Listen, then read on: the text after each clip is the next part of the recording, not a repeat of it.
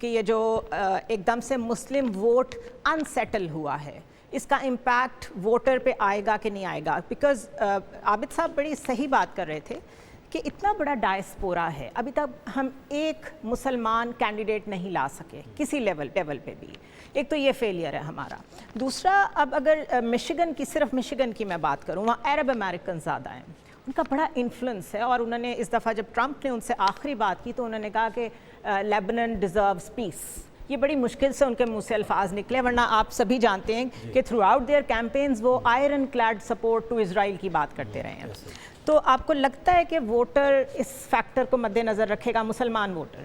دیکھیے مشیگن میں جہاں تک آپ نے خاص طور پہ بات کی 2,40,000 رجسٹرڈ ووٹرز ہیں مسلمس وہاں پر, تو ڈیفینیٹلی وہاں پہ تو مشیگن میں تو آپ کہیں یقیناً فرق پڑے گا. اور اس وقت وہ ٹرمپ کو سپورٹ کر رہے ہیں ان سینس کہ کمالا ہیرس کی جو اسٹیٹمنٹ تھی نا اگینسٹ پیلسٹینین, اس کو اس نے ڈیمیج کیا, جبکہ ٹرمپ نے بہت محتاط رویہ اختیار کیا. اس نے یہ کہا کہ میں فوری طور پہ جنگ ختم کروا دوں گا, and still it is acceptable for Muslims. So that was why they are supporting to Trump. تو اس حوالے سے میں سمجھتا ہوں کہ یقیناً جو مسلم ووٹ ہے مشیگن کی حد تک تو یقیناً اس کے اوپر فرق پڑے گا.